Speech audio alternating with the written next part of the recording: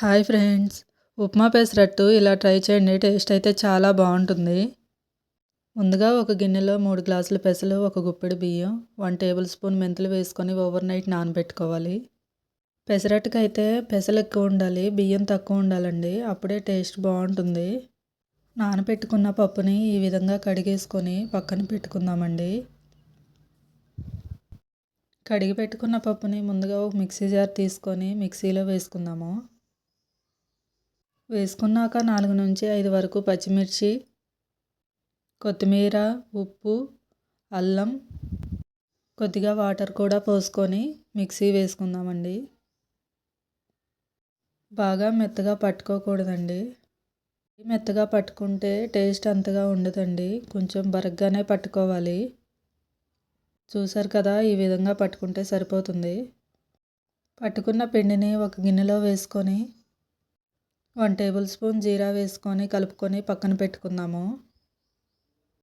ఇప్పుడు చట్నీ కోసం పల్లీలు వేయించుకుందామండి. పల్లీలు వేగాక తీసి పక్కన పెట్టుకొని పచ్చిమిర్చి వేసుకొని 1 టేబుల్ స్పూన్ ఆయిల్ కూడా వేసుకొని వేయించుకొని పక్కన పెట్టుకుందాము. వేయించుకున్నాక చల్లగయ్యేంత వరకు పక్కన పెట్టుకుందాము. ఆ తర్వాత ఉప్మా కోసం ఒక కళాయి పెట్టుకొని 2 టేబుల్ స్పూన్ ఆయిల్ వేసుకోవాలి. ఆయిల్ హీట్ అయ్యాక పోపు దినుసులు, ఆనియన్, పచ్చిమిర్చి కూడా వేసుకొని ఒకసారి కలుపుకోవాలి. ఆనియన్స్ వేగాక కొంచెం కరివేపాకు కూడా వేసుకొని 2 గ్లాసుల వాటర్ పోసుకుందాము. నేనైతే కప్పు రవ్వకి 2 గ్లాసులు వాటర్ పోసుకున్నానండి. ఇలా నిదానంగా రవ్వ వేసుకుంటూ కలుపుకోవాలి, లేకపోతే ఉండలు కడుతుంది. మూత పెట్టుకొని 2 మినిట్స్ ఉడికించుకొని కొత్తిమీర వేసుకుంటే ఉప్మా అయితే రెడీ అయిపోతుంది. ఇప్పుడు చట్నీ కోసం అయితే పోపు వేసుకుందాము. ఒక గిన్నెలో 1 టేబుల్ స్పూన్ ఆయిల్ వేసుకొని పోపు దినుసులు, కరివేపాకు వేసుకొని స్టవ్ ఆఫ్ చేసుకొని పక్కన పెట్టుకుందాము.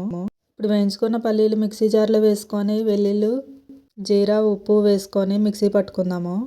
ఒకసారి పట్టుకున్నాక కొంచెం వాటర్ పోసుకొని పట్టుకోవాలి. పట్టుకున్న చట్నీని మనం ముందుగా రెడీ చేసి పెట్టుకున్న పోపులో వేసుకుంటే చట్నీ అయితే రెడీ అయిపోతుంది. ఇప్పుడైతే దోశ వేసుకోవడానికి ఒక ప్యాన్ పెట్టుకొని ప్యాన్ హీట్ అయ్యాక పిండిని అయితే ఈ విధంగా వేసుకొని దోశనైతే పలచగా వేసుకోవాలి. చూసారు కదా, ఇలాగైతే వేసుకోవాలి. దోశ అయితే ఈ విధంగా కాలాక ముందుగా రెడీ చేసి పెట్టుకున్న ఉప్మా 2 గంటలు వేసుకొని ఈ విధంగా దోశ మొత్తం వేసుకోవాలండి. వేసుకున్నాక కొంచెం ఆయిల్ వేసుకొని హై ఫ్లేమ్లో కొంతసేపు అలానే ఉంచి ఈ విధంగా మడుచుకొని తీసి పక్కన పెట్టుకుందాము. ఈ దోశలో పచ్చి ఆనియన్స్ వేసుకున్నా చాలా బాగుంటుంది. దోశ వేసుకున్నాక సన్నగా కట్ చేసి పెట్టుకున్న ఆనియన్స్ వేసుకున్నాక ఉప్మా కూడా వేసుకొని కొంచెం ఆయిల్ వేసుకొని 2 మినిట్స్ వరకు అలానే ఉంచుకోవాలి.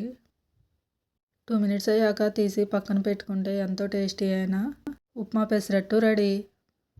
దీంట్లో కాంబినేషన్ పల్లి చట్నీ, అల్లం చట్నీ వేసుకొని తింటే టేస్ట్ అయితే చాలా బాగుంటుంది. నా వీడియో కనుక నచ్చినట్లయితే లైక్ అండ్ సబ్స్క్రైబ్. బాయ్.